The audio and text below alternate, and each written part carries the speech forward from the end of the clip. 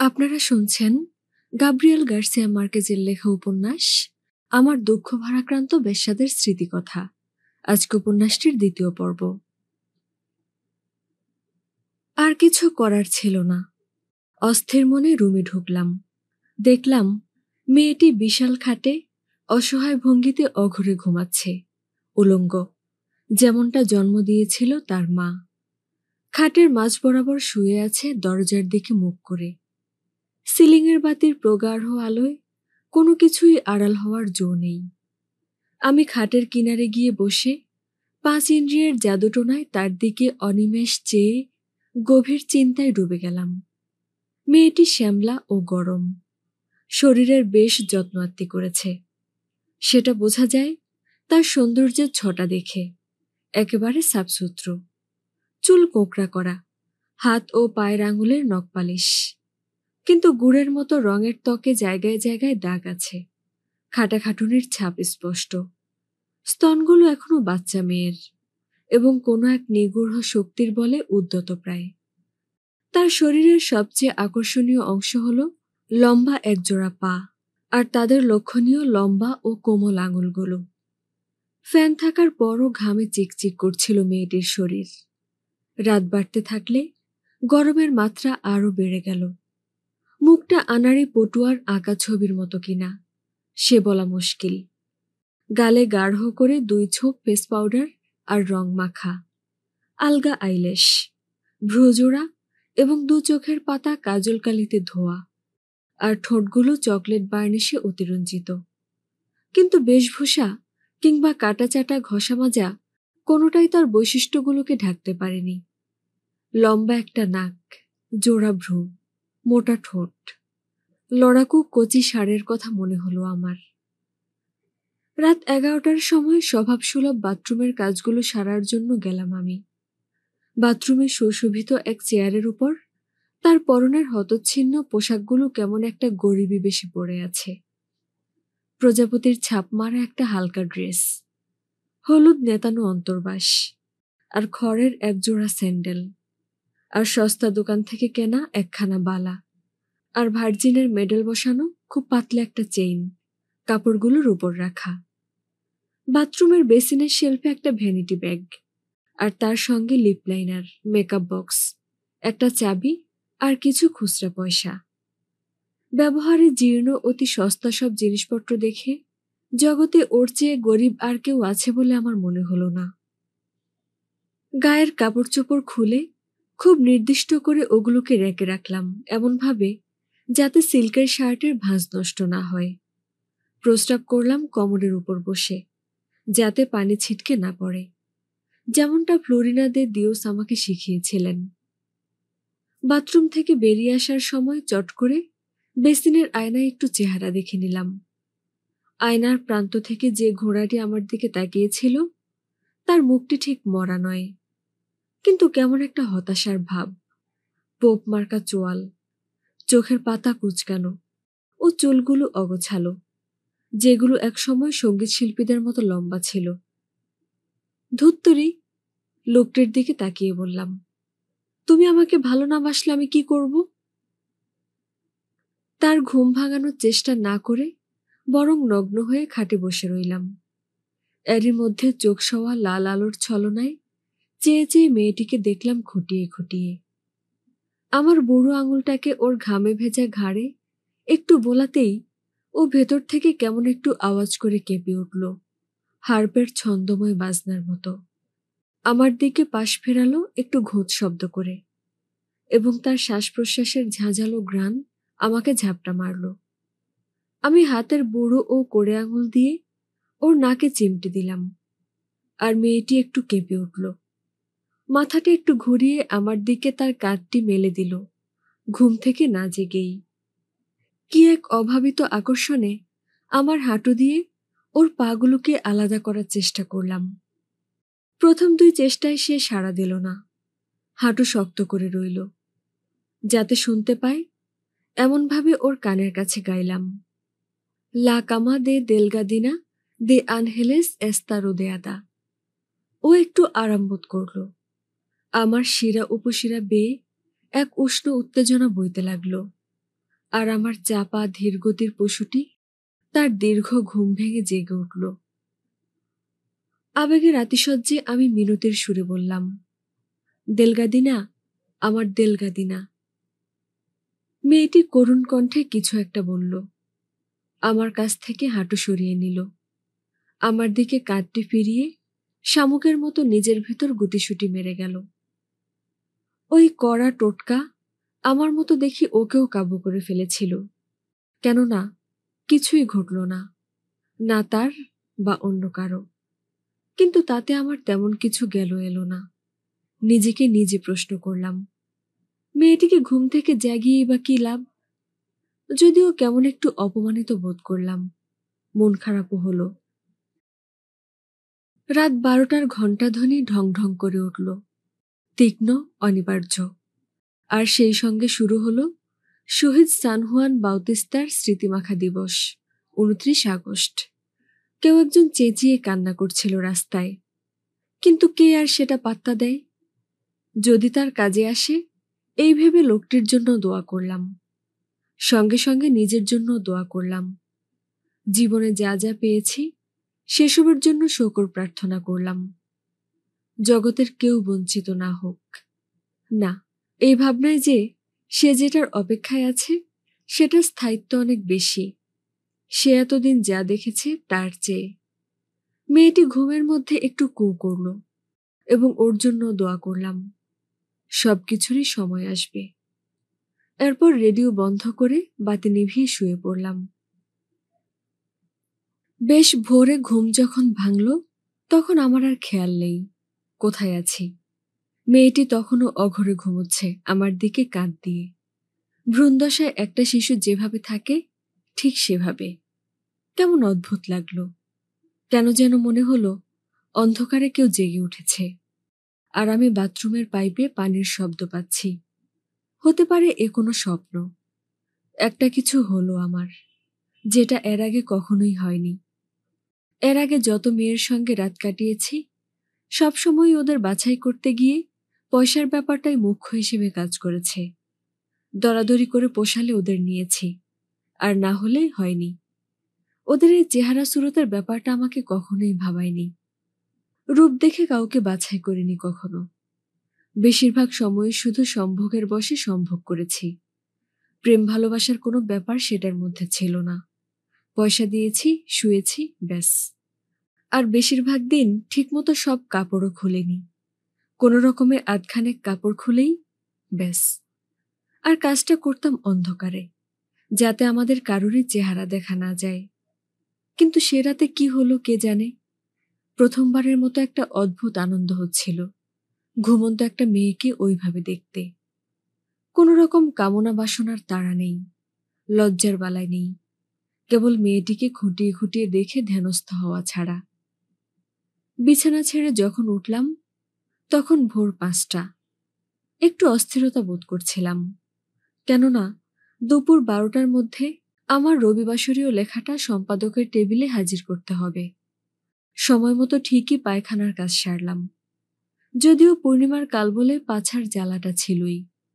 আর যখন ফ্লাশ টানলাম এবং পানি ছুটছিল তখন মনে হলো বুঝি আমার অতীতের সব রোষ ওই ড্রেন দিয়ে ধুয়ে মুছে চলে গেল।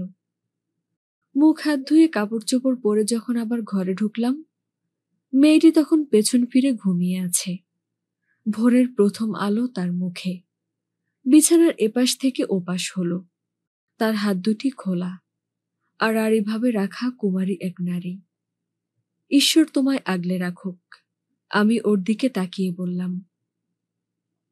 ওর আর আমার মিলিয়ে যা কিছু পয়সা করেছিল সেগুলো বালিশে রাখলাম এবং সারা জীবনের জন্য ওর কাছ থেকে বিদায় নিয়ে বেরিয়ে এলাম ওর কপালে চুমু খেয়ে। বাড়িটাকে ভোরের আলোয় আর 10টা বেশ্যালয়ের মতোই মনে হচ্ছিল, যেন স্বর্গের কাছাকাছি কিছু একটা। ফলবাগানের দরজাটি দিয়ে বেরিয়ে এলাম, যাতে কারো সঙ্গে দেখা না হয়। কাঠফাটা রোদে রাস্তায় দাঁড়িয়ে আমার 90 বছরের ভার অনুভব করা শুরু করলাম, আর মনে মনে মরে যাওয়ার আগের প্রতিটি মিনিট, প্রতিটি প্রহর গুনতে শুরু করলাম। পাঠাগার বলতে যা বাকি আছে সেখানটায় বসে আমি এই স্মৃতিকথাগুলো লিখছি, যেটা একসময় আমার মা বাবার ছিল, আর যার শেলফগুলোর অবস্থা যেন তেন, বইয়ের পোকাদের ধৈর্য গুণে। সবকিছু বলা কওয়ার পর আমার যদি এই পৃথিবীতে কিছু করার থাকে, তাহলে আমি আমার বিভিন্ন ধরনের অভিধান দন বেনিতো প্যারেস গালদোসের এপিসোডিওস নাসিওনালেসের প্রথম 2 সিরিজ, আর আমাকে আমার যক্ষাক্রান্ত মায়ের মেজাজ ধরতে শিখিয়েছিল যে বইটি, সেই দ্য ম্যাজিক মাউন্টেন নিয়ে সন্তুষ্ট থাকব। মনে হয় সব আসবাব এবং আমাকে মিলিয়ে কেবল এই বড় টেবিলটা, যেটাতে আমি লিখছি, এটাই সময়ের সঙ্গে সঙ্গে আরো মজবুত হয়েছে। কারণ আমার দাদা, যিনি ছিলেন জাহাজের কাঠমিস্ত্রি, বেশ ভালো জাতের কাঠ দিয়ে এটাকে বানিয়েছিলেন। এমনকি যখন আমাকে লিখতে হয় না, তখনও যথাসাধ্য টেবিলটাকে গুছিয়ে রাখি প্রতিদিন সকালে। আর এর পেছনে খাটতে খাটতে আমার বেলায় চলে গেল। হারালাম সব প্রেমিকাকে। হাতের নাগালেই আমার সংগ্রহের পবিত্র গ্রন্থগুলো।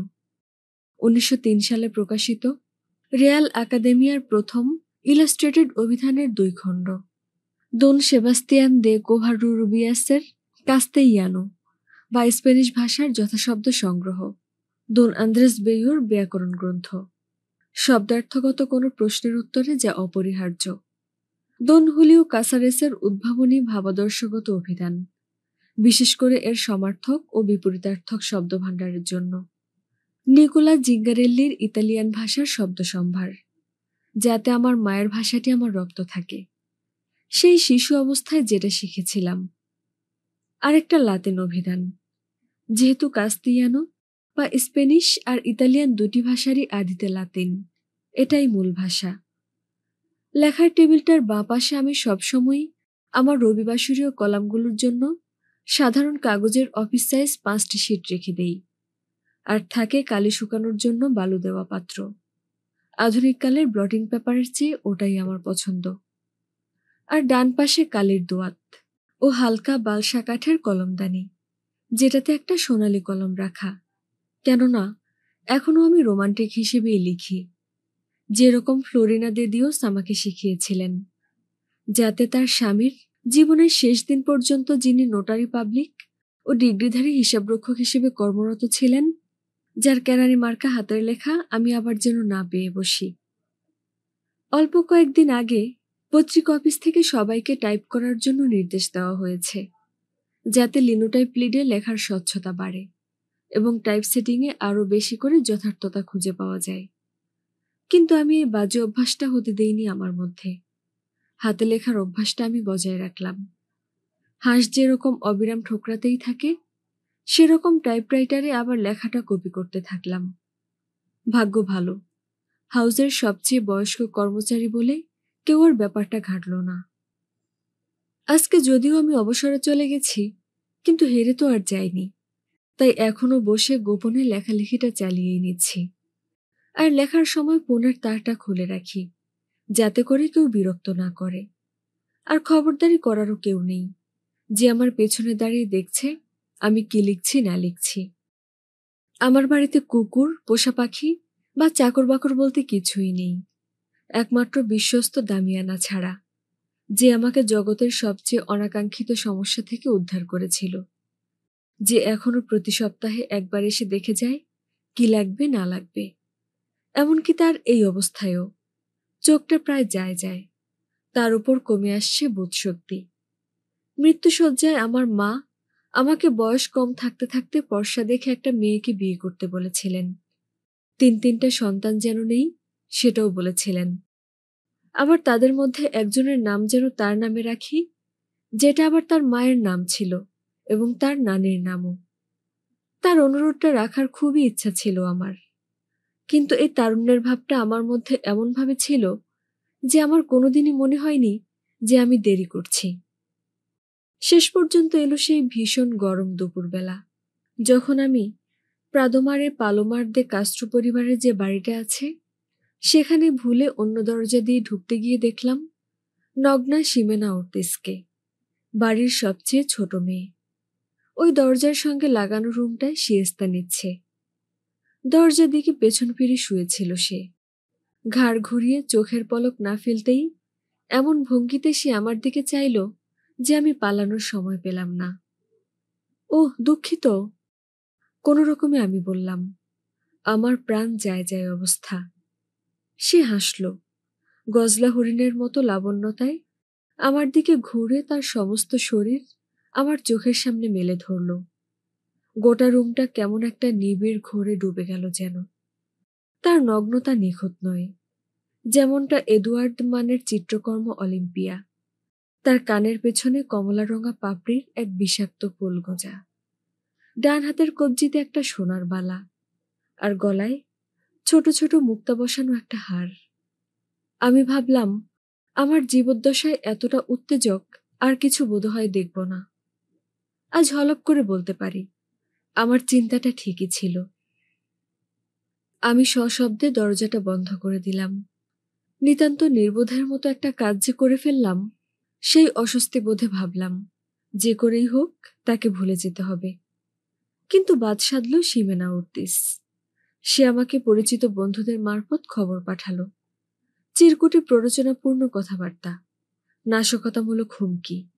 আবার এদিকে রটিয়ে বেড়ালো যে আমরা নাকি একজন আরেকজনের জন্য পাগল, অথচ আদতে আমাদের মধ্যে একটাও বাক্য বিনিময় হয়নি।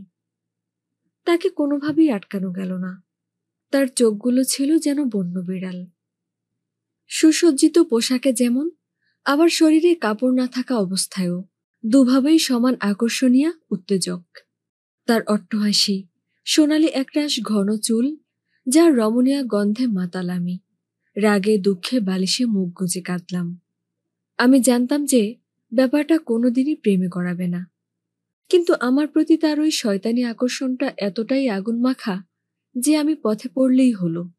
অমনি যে কোনো সবুজ চোখের বেশ্যার সঙ্গে সময় কাটিয়ে ওই অবস্থা থেকে বাঁচার চেষ্টা চালালাম। প্রাদোমারের ওই বাড়িতে, ওই রুমে, ওই বিছানায় সে শুয়ে আছে। এই স্মৃতির আগুনটা কোনোভাবেই নেভাতে পারলাম না। অগত্যা আত্মসমর্পণ করতেই হলো। তার কাছে বিয়ের প্রস্তাব গেল, আংটি বদল হলো, আর ইস্টারের পরে ৭ম রবিবারের আগেই এক রবিবারে ধুমধাম করে বিয়ের ঘোষণা হলো। বিয়ের খবরটা নিয়ে শহরের সোসাইটি ক্লাবগুলোর চেয়েও বরং চীনা মহল্লায় একটা শোরগোল পড়ে গেল।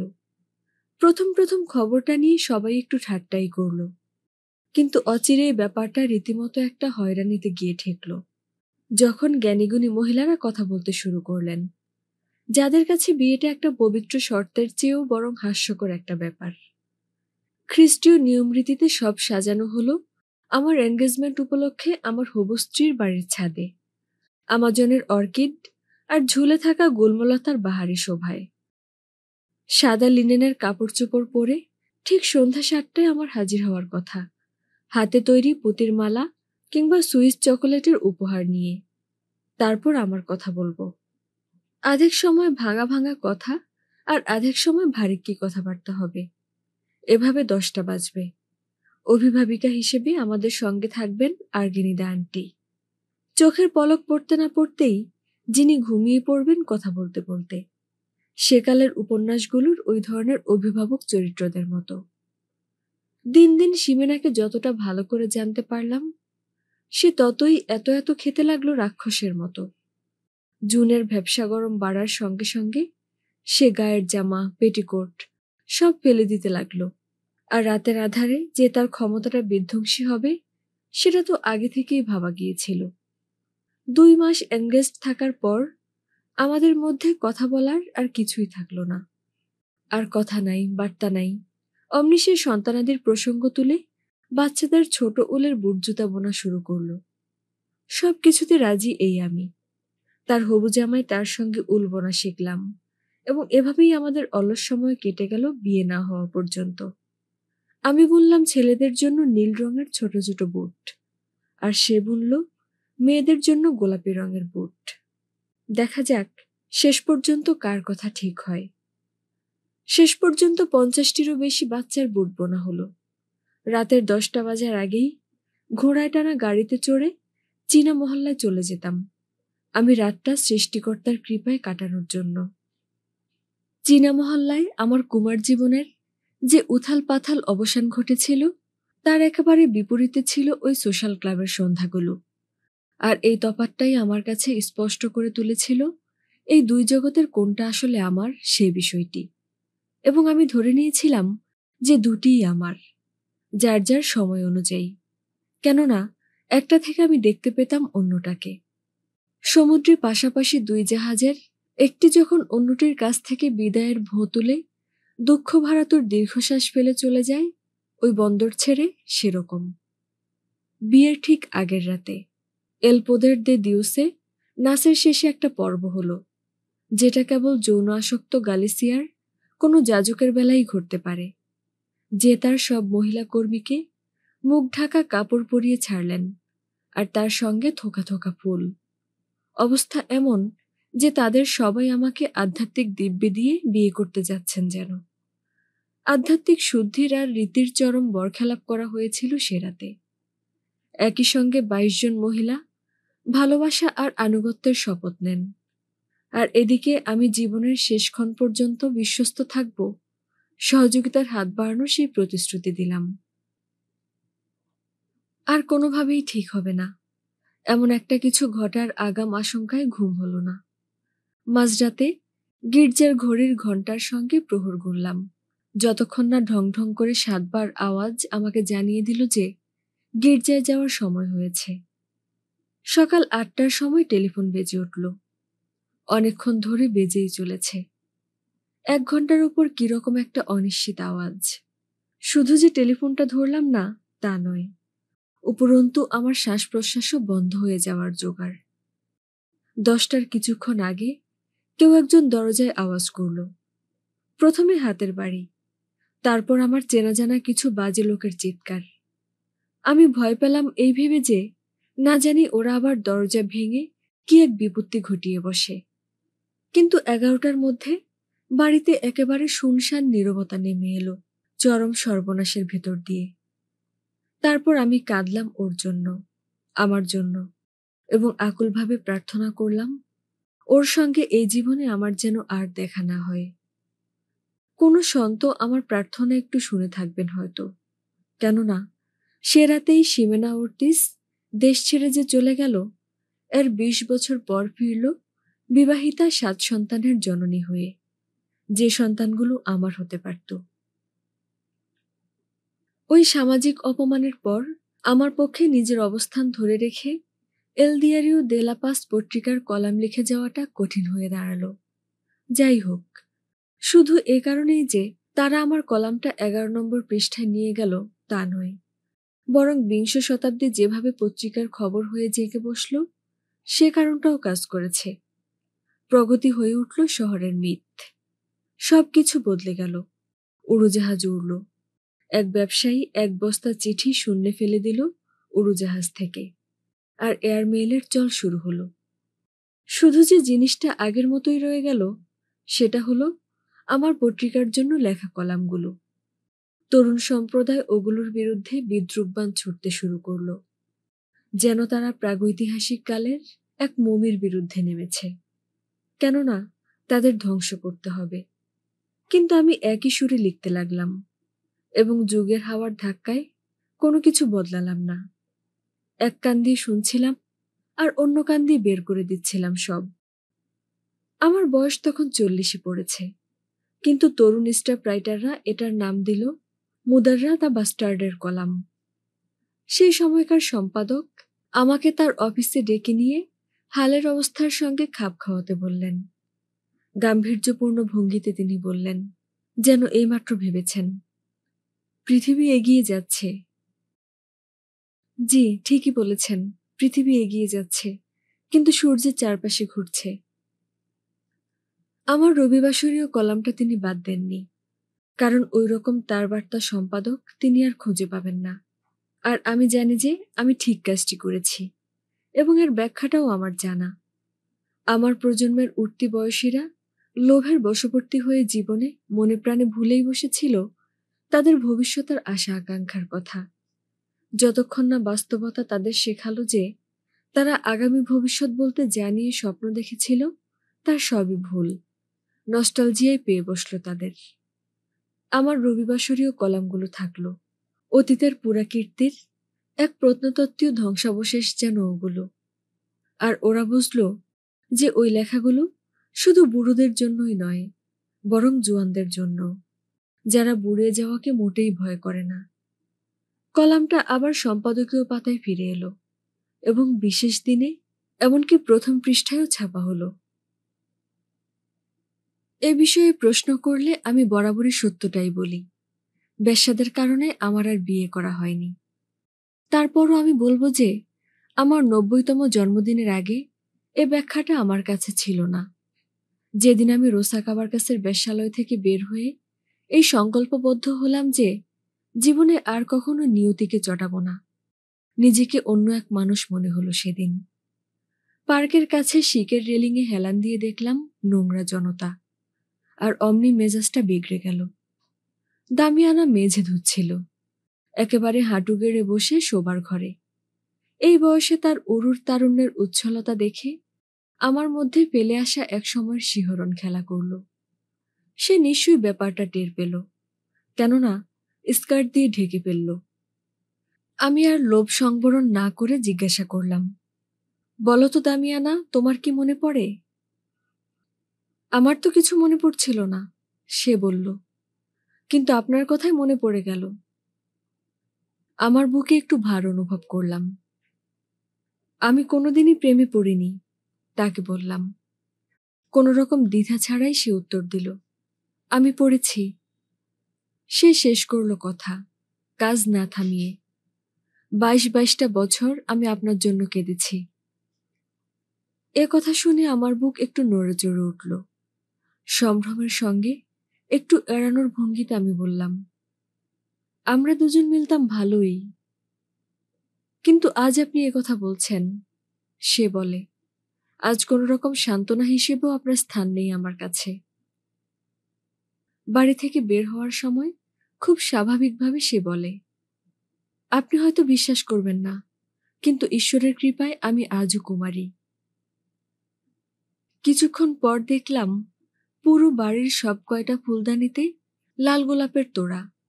দামিয়ানার কাজ এটা। আমার বালিশের কাছে পেলাম একটা কার্ড। আশা করি আপনার কপালে কিছু একটা জুটবে। খাট্টা মনে আগের দিন অর্ধেক লেখা কলামটা নিয়ে বসলাম শেষ করার জন্য। ২ ঘন্টারও কম সময়ের মধ্যে এক টানে লিখে ফেললাম কলামটা, আর হৃদয় নিংড়ে আমার সমস্ত হিম্মত নিয়ে লেখাটি সাজালাম, পাছে না আবার কেউ আমার কান্না দেখে ফেলে। বিলম্বিত অনুপ্রেরণার মুহূর্তে আমি কলামটা শেষ করতে চাইলাম এই বলে যে এর সঙ্গে সঙ্গে এক দীর্ঘ ও উল্লেখযোগ্য জীবনের পরিসমাপ্তি ঘটল, মরে যাওয়ার দুঃখজনক আবশ্যকীয়তা ছাড়াই। আমার ইচ্ছা ছিল লেখাটা অফিসের রিসেপশন কাউন্টারে রেখে বাড়ি ফেরার, কিন্তু পারলাম না। গোটা অফিসের সব স্টাফ আমার অপেক্ষায় ছিল, আমাকে নিয়ে আমার জন্মদিন পালন করবে বলে। অফিস ভবনটা নতুন করে ঢেলে সাজানো হচ্ছিল। জায়গায় জায়গায় কাজ চালানোর নানা যন্ত্রপাতি, জিনিসপত্র আর ভাঙাচোরা ইট পাথর। কিন্তু ওরা কাজ থামিয়ে রেখেছিল জন্মদিনের পার্টির কারণে। কাঠমিস্ত্রি যে টেবিলটার কাজ করছিল তাতে নানা রকম ড্রিঙ্কস আর র্যাপিং পেপারে মোড়া জন্মদিনের নানা উপহার ছিল। ক্যামেরার ফ্ল্যাশের আলোর ঝলকানিতে মুহুর্মুহু তোলা প্রতিটি ছবিতেই আমি ছিলাম। রেডিওর সংবাদ পাঠক ও শহরের অন্যান্য পত্রিকার রিপোর্টারদের দেখে ভালো লাগলো। সকালবেলাকার রক্ষণশীল পত্রিকা লা প্রেন্সা, উদারপন্থী এল এলার্দো এবং সন্ধ্যাবেলায় বের হওয়া বারুদঠাসা খবরের ট্যাবলয়েডের নাসিওনাল, যেটা পাঠক সমাজের দুশ্চিন্তা দুর্বিষহ লাঘব করার জন্য প্রতিনিয়ত চটকদার প্রেম কাহিনী ছাপে। তাদের সবাইকে একসঙ্গে দেখে অবাক লাগে না। শহরের মঙ্গলের জন্য পত্রিকা অফিসগুলোর সবারই বন্ধুতার দরকার আছে বইকি, যদিও ওদিকে প্রধান সম্পাদকেরা সম্পাদকীয় যুদ্ধ চালিয়েই যাচ্ছেন। আরও উপস্থিত ছিল, যদিও তার রুটিনের মধ্যে পড়ে না, অফিসিয়াল সেন্সরকর্তা দোন হেরোনিমো ওর্তেগা, যাকে আমরা ঘৃণ্য জঘন্য অমানুষ নামেই ডাকি, কেননা প্রতিদিন ঠিক রাত ৯টায় তার প্রতিক্রিয়াশীল ঔপনিবেশিক রঙের লাল পেন্সিল নিয়ে হাজির হয়ে পরের দিনের পত্রিকায় যাচ্ছে এরকম প্রতিটি চিঠি কাটাছাটা করে তার খবরদারি জারি করতে ভুলতেন না। ব্যক্তিগতভাবে আমাকে তিনি ঘোর অপছন্দ করতেন, হয়তো আমার ব্যাকরণবিদ মার্কা লেখার জন্য, নয়তো এ কারণে যে কোনো রকম কোটেশন চিহ্ন বা বাঁকা হরফ ছাড়াই ইতালিয়ান শব্দ ব্যবহার করি, এবং এ কারণে লেখাগুলো আর 10টা স্প্যানিশ লেখার চেয়ে বেশি ভাবব্যঞ্জক মনে হয়, অবিচ্ছেদ্য সম্পর্কযুক্ত দুটি ভাষার মধ্যে, যা একটি স্বাভাবিক প্রয়োগবিধি। 4টি বছর তাকে সহ্য করার পর শেষ পর্যন্ত আমরা তাকে আমাদের পাপের প্রায়শ্চিত্ত হিসেবেই মেনে নিলাম। সেক্রেটারিরা একটি কেক নিয়ে এলেন। 90টা মোমবাতি জ্বলছে, যেটা আমাকে প্রথমবারের মতো মনে করিয়ে দিল আমার বয়স। নিজের কান্না সামলাতে হলো যখন সবাই মিলে জন্মদিনের গান গাইল, এবং কেন জানি ওই মুহূর্তে মেয়েটির কথা ভাবলাম। ঠিক কোনো তিক্ততা নয়, বরং একজনের জন্য প্রলম্বিত করুণা, যার কথা আবার মনে পড়বে বলে ভাবিনি। মুহূর্তটা পার হতেই কেউ একজন আমার হাতে একটা ছুরি ধরিয়ে দিলেন কেকটা কাটার জন্য। আবার কেউ হেসে ওঠে। এই ভয়ে কেউ কোনো বক্তৃতায় গেল না। কারো প্রশ্নের জবাব দেওয়ার চেয়ে মরে যাওয়া ঢের ভালো। পার্টির সমাপ্তি টানতে গিয়ে প্রধান সম্পাদক, যাকে আমি কোনোদিন খুব একটা পছন্দ করতাম না, চরম বাস্তবতার কথা স্মরণ করিয়ে দিলেন আমাদের সবাইকে। তো 90-এ পড়ল যার বয়স, তিনিই গুণীজন। তিনি আমাকে বললেন, কলামের লেখাটা কই? সত্যি বলতে কি, গোটা বিকেল জ্বলন্ত কয়লার মতো আমার পকেটের ভেতর যে ওটা পুড়ছিল, সেটা কিন্তু টের পাচ্ছিলাম। কিন্তু আবেগ আমার ভেতর এমনভাবে কাজ করছিল যে ইস্তফাপত্রটা দিয়ে পার্টিটার মজা নষ্ট করে দেওয়ার সাহস ছিল না। উত্তরে বললাম, এবারে লেখাটা তো লিখিনি।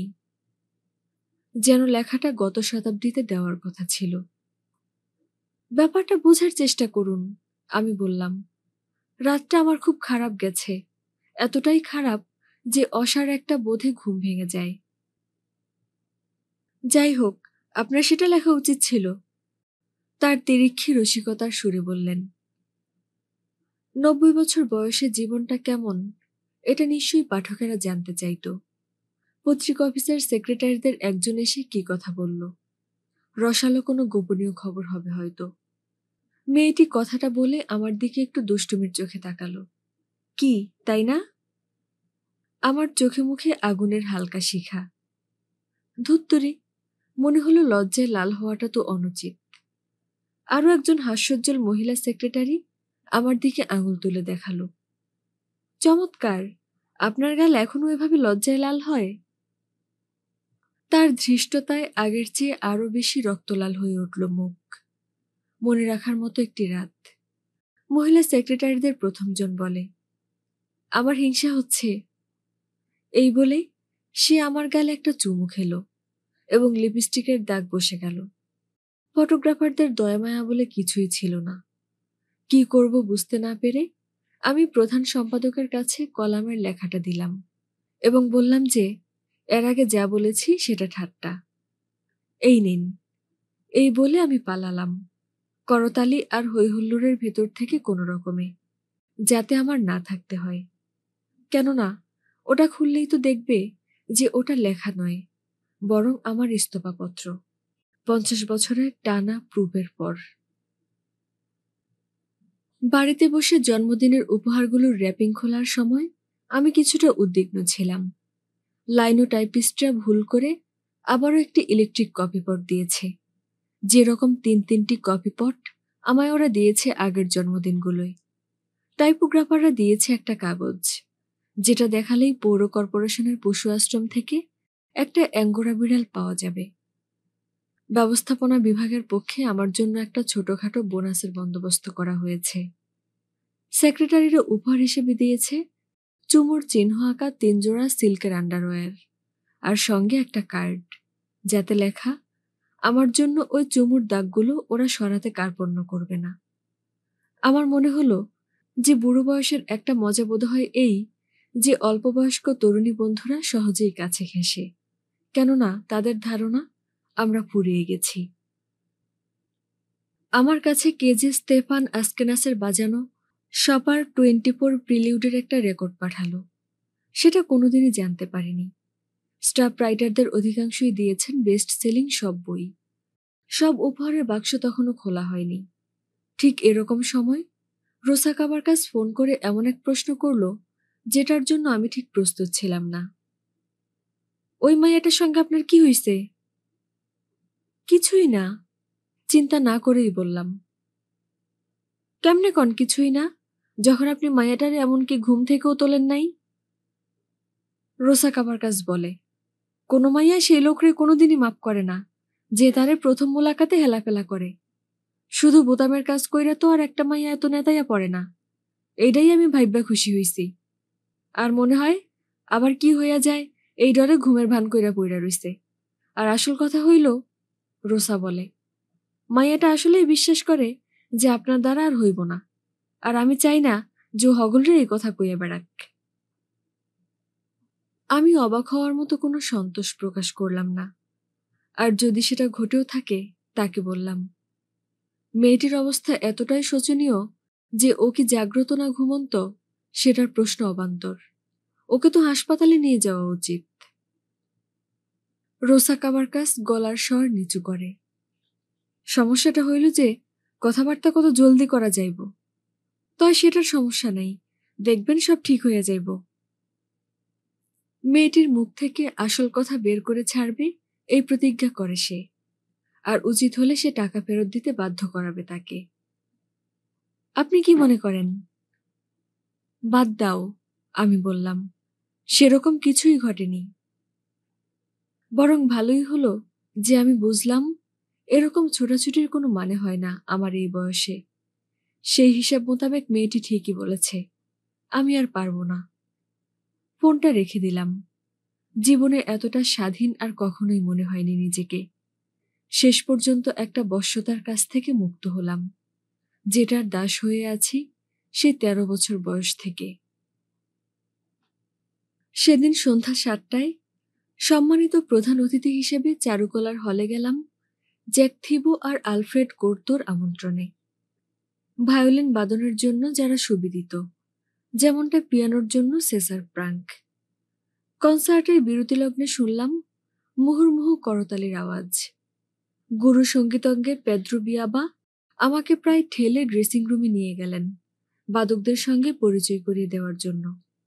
আমি ওদের পরিবেশনায় এতটাই বিমোহিত যে এদের সুম্যানের একটি সোনাটা বাজানোর জন্য অভিনন্দিত করলাম। আদতে ওই সোনাটা ওরা বাজায়নি, এবং কেউ একজন জনসমক্ষেই আমার ভুলটা ধরিয়ে দিল অপ্রীতিকর ভাবে। ওদের বাদনে মনোমুগ্ধ অবস্থায় খেয়ালই করিনি সোনাটা কোনটা শুনলাম।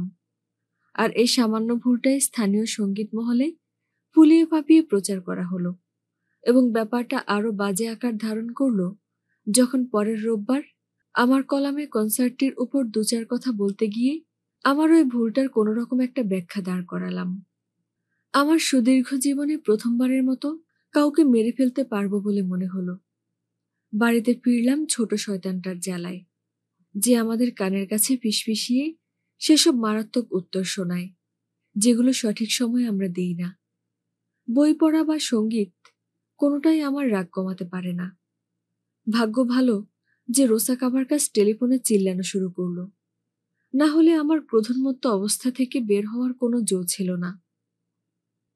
আরে, আমি তো ভাবতেছিলাম আপনার বয়স 100 হইল, এখন তো দেখি না 90 হইছে।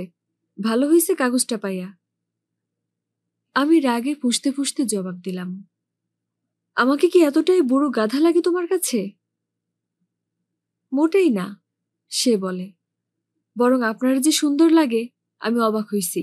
এইটা যাই না ভালো লাগে, আপনি তো আর ওইসব নোংরা পচা বুড়াগো মতো না, যারা নিজে করে বয়স্ক কয়, যাতে কইরা সকলে ভাবে যে তাদের শরীর শক্তি ঠিক আছে। কোনো রকম প্রসঙ্গ ছাড়াই সে অন্য বিষয়ে চলে যায়। আপনার জন্য একটা উপহার আছে। সত্যি সত্যি আমি একটু অবাক হলাম। মেয়েটি কি বলল? আমার এক মুহূর্তও লাগলো না ভাবতে। ধন্যবাদ, আমি বললাম, কিন্তু সেটা তো ব্রিজের নিচ দিয়ে প্রবাহিত পানি। সে বলে চলল না থেমে, আপনার বাড়িতে ওকে পাঠাইয়া দিব চীনা কাগজে মুইরা, আর ডাবল বয়লারে অল্প আছে চন্দন কাঠ মিশাইয়া, একটাও পয়সা লাগবে না। আমি একটা কথাও বললাম না। সে একটা নির্দয় ব্যাখ্যা সহ তর্ক জুড়ে দিল, যেটা বেশ আন্তরিক মনে হলো। বলল, মেয়েটি শুক্রবার বেশ খারাপ অবস্থায় ছিল, কেননা সারাদিন ধরে সুই আর সূচের নল দিয়ে 200টা বোতাম লাগিয়েছে। আর এটাও সত্য যে আবার রক্তারক্তি কাণ্ড না হয়ে যায়, মেয়েটি সে ভয়ও পেয়েছিল। কিন্তু তাকে বিসর্জনের ব্যাপারে আগেই বলা হয়েছিল। আর আমার সঙ্গে রাত কাটানোর সময় সে উঠে বাথরুমে গিয়েছিল। আমি গভীর ঘুমেছিলাম, তাই সে আর আমাকে ডেকে তোলার সাহস করেনি। কিন্তু পরে আবার সকালে সে ঘুম থেকে জেগে ওঠার আগেই আমি চলে গিয়েছিলাম। এই অনর্থক মিথ্যায় আমি একটু রুষ্ট হলাম। যাই হোক, তাই যদি হইয়া থাকে, তবে মাইয়াটা দুঃখিত। বেচারি, ও আমার সামনেই খাড়াইয়া আছে। আপনি কি ওর লগে একটু কথা কইবেন?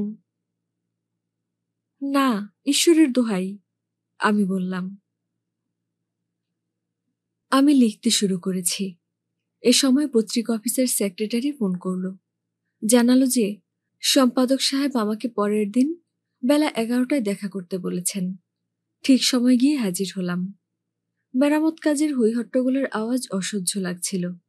হাতুড়ির আওয়াজ, সিমেন্টের ধুলায়, আলকাত্রার বাষ্পে সব লণ্ডভণ্ড।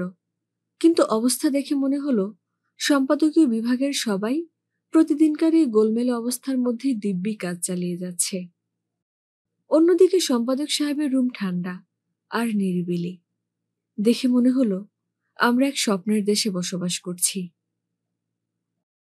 মার্কোতুলিও পরিবারের 3 নম্বর সাহেব। তিনি কিশোর বয়সী ভাবভঙ্গি নিয়ে উঠে দাঁড়িয়ে পড়লেন আমাকে ঢুকতে দেখে, কিন্তু ফোনের কথাবার্তা থামালেন না। ডেস্কের উপর হাতটা বাড়ালেন হাত মেলানোর জন্য এবং ইশারায় আমাকে বসতে বললেন। আমার মনে হলো টেলিফোনের অপর পাশে আসলে কেউ নেই, শুধু শুধু আমাকে দেখানোর জন্য এই কথা বলার ভান। অচিরেই টের পেলাম তিনি গভর্নরের সঙ্গে কথা বলছেন এবং আসলে বন্ধুস্থানীয় শত্রুর মধ্যে জটিল কথাবার্তা চলছিল তখন। আমার বিশ্বাস আমার সামনে তাকে বেশ কষ্ট করে হাসি মুখে কথা বলতে হচ্ছিল। তার উপর তিনি দাঁড়িয়েই কথা বলছিলেন ওই সরকারি লোকটির সঙ্গে। দেখতে শুনতে সে বেশ চটপটে, বয়স সবে 29 পূর্ণ হয়েছে এবং 4টি ভাষা জানে। তার উপর আছে 3টি বাইরের মাস্টার ডিগ্রি, যা তার দাদারও ছিল না, যে ছিল কোম্পানির প্রথম প্রেসিডেন্ট। শ্বেতাঙ্গ সাহেবদের পদলেহন করে যে লোক একদিন হাতুড়ে সাংবাদিক হয়েছিলেন। খুব সাদাসিধে ধরনের লোক, সাংঘাতিক ভালো চেহারা আর ধীর স্থির। আলাদা করে খারাপ বলতে গেলে বলতে হয় তার কণ্ঠস্বরের কর্কশ ধ্বনির কথা। তার পরনে একটি স্পোর্টস জ্যাকেট আর কোটের বুক পকেটে একটি তরতাজা অর্কিড। পোশাকের পরতে পরতে তার দেহ সৌষ্ঠবের সৌন্দর্য, কিন্তু সে পোশাক বাইরের আবহাওয়ার সঙ্গে মানানসই নয়। সে পোশাক বরং তার রুমের বসন্তকালীন আমেজের সঙ্গেই মানায়। আমি, যে কিনা 2 ঘন্টা ধরে পোশাক পরলাম, নিজেকে কেমন গরিব গরিব লাগলো, আর রাগটা চড়ে গেল। পত্রিকার 25তম প্রতিষ্ঠাবার্ষিকীতে তোলা স্টাফদের এক গ্রুপ ছবিতে এখনো মৃত্যুর আবছা দাগ, যারা দুনিয়া থেকে চলে গেছে। ছবিতে তাদের প্রত্যেকের মাথার উপর ক্রুশ চিহ্ন। দাঁড়ানো ডান দিক থেকে তৃতীয় আমি, খড়ের টুপি মাথায়, মুক্তার টাইপিন বসানো মোটা নটের একটা টাই। আমার প্রথম রাখা কর্নেল মার্কা পুরু গোঁপ, 40 বছর বয়স পর্যন্ত যেটা ছিল, আর চোখে দূরদর্শী যাজকদের মতো মেটাল রিমের চশমা, যেটা এরপর অর্ধ শতাব্দী ধরে আর ব্যবহার করা হয়নি। বছরের পর বছর ধরে দেখে আসছি। ছবিটা এই অফিসে না হয় ওই অফিসে ঝোলানো, কিন্তু কেবল সেদিনই প্রথমের মর্ম উপলব্ধি করলাম। একেবারে যাদের নিয়ে শুরু হয়েছিল পত্রিকা, সেই 48 জন কর্মচারী, যাদের মধ্যে মাত্র 4 জন বেঁচে আছে। আর আমাদের এই 4 জনের মধ্যে সর্বকনিষ্ঠ যে, সে একাধিক খুনের দায়ে 23 বছরের জেল খাটছে। সম্পাদক সাহেব ফোনের কথা শেষ করলেন, দেখলেন যে আমি ছবিটা দেখছি এবং হাসলেন। ওই ক্রুশ চিহ্নগুলো আমি দেইনি, বললেন। আমার কাছে দেখতে কিন্তু বাজে লাগে। ডেস্কের পেছনে বসে কণ্ঠস্বর বদলে বললেন, অনুমতি নিয়ে বলতে হচ্ছে, আপনার মতো এতটা অনিশ্চিত মানুষ আমি আর দেখিনি। আমাকে একটু অবাক হতে দেখে আগে থেকেই আমার উত্তরটা ধরে বললেন, আপনার ইস্তফাপত্রটার কারণেই কথা বলছি। আমি কোনো রকমে বললাম, গোটা জীবনের ব্যাপার।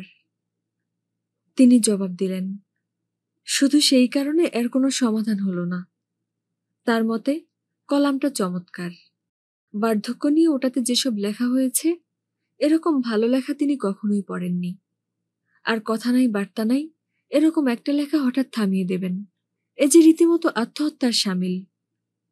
ভাগ্য ভালো, তিনি বললেন। সম্পাদকীয় পাতাটা এর মধ্যেই তৈরি হয়ে গিয়েছিল। যখন 9টার জঘন্য অমানুষটা লেখাটা পড়ে অভিমত জানালো যে এটা ছাপানো যাবে না, কারো সঙ্গে আলাপ আলোচনা না করেই তার তোড়কে মাদা পেন্সিল নিয়ে আগামাথা সব কেটে ফেলল। আজ সকালে যখন ব্যাপারটা জানলাম, সঙ্গে সঙ্গে আমি একটা প্রতিবাদ লিপি পাঠিয়ে দিয়েছি সরকারের কাছে। এটা আমার কর্তব্য ছিল, কিন্তু আপনার কাছে কথা বলতে পারি, সেন্সর কর্তৃপক্ষের স্বেচ্ছাচারিতায় আমি বেশ খুশি। তার মানে এই অর্থ দাঁড়াচ্ছে যে কলামটার পরিসমাপ্তি মেনে নিতে আমি মোটেই প্রস্তুত নই। আপনাকে অনুনয় বিনয় করছি। তিনি বললেন, মাঝদুরিয়া এভাবে জাহাজ ছেড়ে যাবেন না। আরও চমৎকারিত্বের সঙ্গে শেষ করলেন, এখনো সঙ্গীত বিষয়ে অনেক কিছু বলা হয়নি আমাদের। উনি এতটাই দৃঢ় প্রতিজ্ঞ যে আমার আর সাহস হয়নি পাল্টা কিছু বলে মতের গরমিলটাকে ঘোলা করি। সত্যি বলতে কি, সমস্যাটা এই যে এমনকি এবারও জুৎসই কোনো কারণ খুঁজে পেলাম না একঘেয়ে বাঁধা ধরা কাজটা ছেড়ে দেওয়ার। এবং আরেকটু সময় চেয়ে আবারও হ্যাঁ বলার সাহসটাও হলো না। নিজেকে সামলাতে হলো, পাছে না আবার আমার আবেগ ছোটা কান্না তিনি দেখে ফেলেন। এবং আবারও এতদিনকার মতো এই এতগুলো বছর চলে যাওয়ার পরও সেই একই জায়গায় আমরা পড়ে রইলাম। পরের সপ্তাহে আনন্দ নয়, বরং দ্বিধার বশবর্তী হয়ে ওই পশু আশ্রমে গেলাম। অফিসের ছাপাখানার কর্মচারীরা আমাকে জন্মদিনে যে বিড়ালটা দিয়েছে সেটা নেওয়ার জন্য।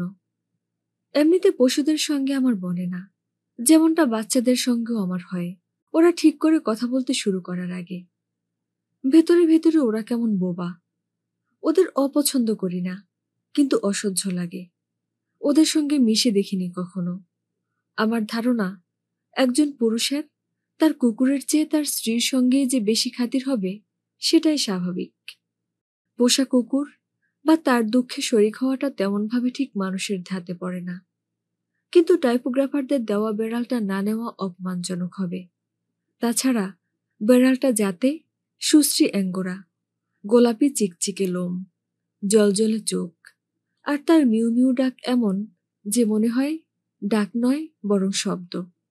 ওরা বেড়ালটাকে একটা হালকা ঝুড়িতে এনে দিল, এর বংশের নামধাম সার্টিফিকেট আর বেড়াল পরিচর্যার ম্যানুয়াল সহ। যেমন নতুন সাইকেলের সঙ্গে দেয় সাইকেলের পার্টস কিভাবে লাগাতে হবে সেটার বর্ণনা। সান নিকোলাস পার্কে ঢোকার মুখে পথচারীদের নাম ঠিকানা জিজ্ঞাসা করছিল মিলিটারি পুলিশ। এরকম ঘটনা জীবনে দেখিনি, আর এই পরন্ত বয়সে এরকম কিছু একটা দেখাটাও পীড়াদায়ক। 4জন মিলিটারি পুলিশ টহল দিচ্ছিল, সঙ্গে কমান্ডে আছে একেবারে বাচ্চা ছেলে এক অফিসার। সৈনিকেরা পার্বত্য অঞ্চলের, গাট্টা গোট্টা, ঠান্ডা মেজাজের, আর গা থেকে আস্তাবলের গন্ধ বেরোচ্ছিল। অফিসার ওদের চোখে চোখে রাখছিল, আর ওদের আন্দেস অঞ্চলের চোখ মুখ লাল হয়েছিল। আমার পরিচয়পত্র ও প্রেস কার্ড দেখার পর জিজ্ঞাসা করল আমার ঝুড়িতে কি। বেড়াল, আমি বললাম। সে দেখতে চাইল। আমি ঝুড়িটা এত সতর্কতার সঙ্গে খুললাম না জানি বেড়ালটা আবার পালায়, কিন্তু এক সৈনিক ঝুড়ির তলায় আরো কিছু আছে কিনা দেখতে চাইল, আর বেড়ালটা ওকে খামচে দিল। অফিসার থামালো। আরে এ যে আঙ্গুরা, দারুণ, সে বলল। সে বেড়ালটার গায়ে হাত বুলিয়ে কিছু একটা বলল বিড়বিড় করে, এবং বেড়ালটি তাকে খামচালো না, আবার আমলও দিল না। বয়স কত? সে জিজ্ঞাসা করল। আমি জানি না, বললাম। আমাকে দেওয়া হয়েছে আর কি। জিজ্ঞাসা করলাম, কারণ বিড়ালটার যে বয়স হয়েছে সেটা নিশ্চয়ই আপনি খেয়াল করেছেন। ওর বয়স 10-এর কম হবে না। আমার জিজ্ঞাসা করতে ইচ্ছা করলো ও কিভাবে জানে, এত সব কিভাবে জানে সে। অফিসারটা ভদ্র ও সদালাপী হওয়া সত্ত্বেও তার সঙ্গে কথা বলতে মন চাইল না। আমার মনে হয় বেড়ালটার কোনো বাড়িঘর নেই, আর কষ্ট করেছে অনেক, সে বলল। ভালো করে খেয়াল রাখুন, ওকে পোষ মানানোর চেষ্টা করবেন না, বরং ওর সঙ্গে আপনি মানিয়ে চলতে পারেন কিনা সেটা করে দেখতে পারেন। ওকে একা থাকতে দিন, যতক্ষণ না ও আপনার উপর ভরসা করতে পারছে।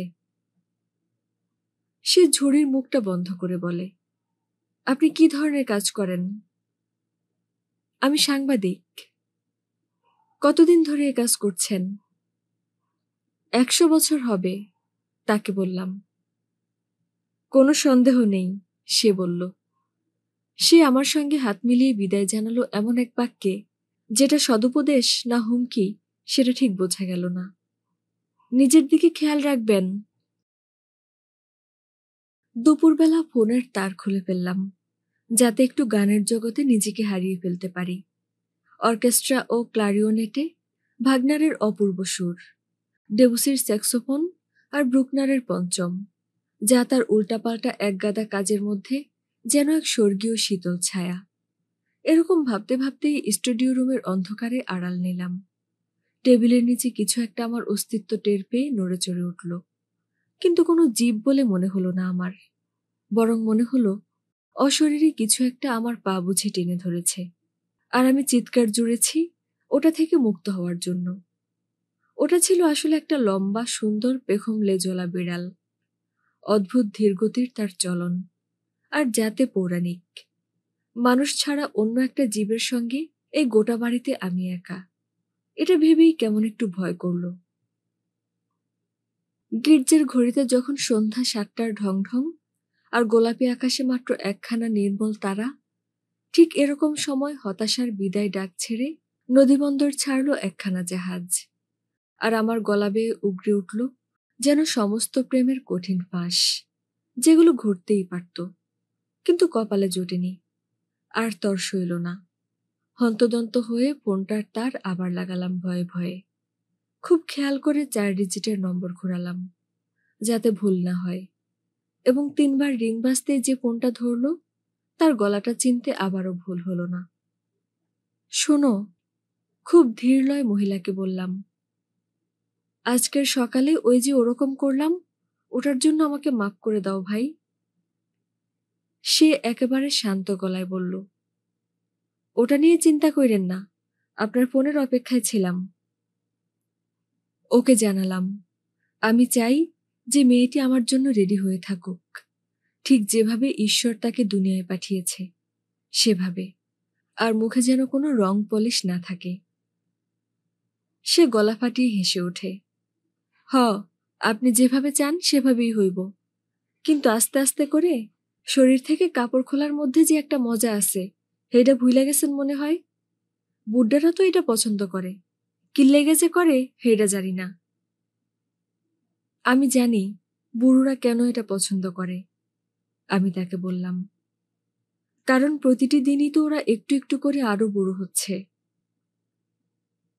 ঠিক আছে তাইলে, সে বলল, আজ রাতে ঠিক 10টার সময়, ও একটু জিরাইবার সময় পাওয়ার আগেই। গল্প পাঠের সাথে থাকার জন্য ধন্যবাদ। আপনারা শুনছেন গাব্রিয়েল গার্সিয়া মার্কেজের লেখা উপন্যাস আমার দুঃখ ভারাক্রান্ত বেশ্যাদের স্মৃতিকথা। আজকে ছিল উপন্যাসটির 2য় পর্ব। এর পরবর্তী পর্বগুলো শুনতে সাবস্ক্রাইব করে আমাদের পাশে থাকুন, আর অবশ্যই ভালো থাকুন এবং আশেপাশের মানুষদের যত্ন নিন। টাটা।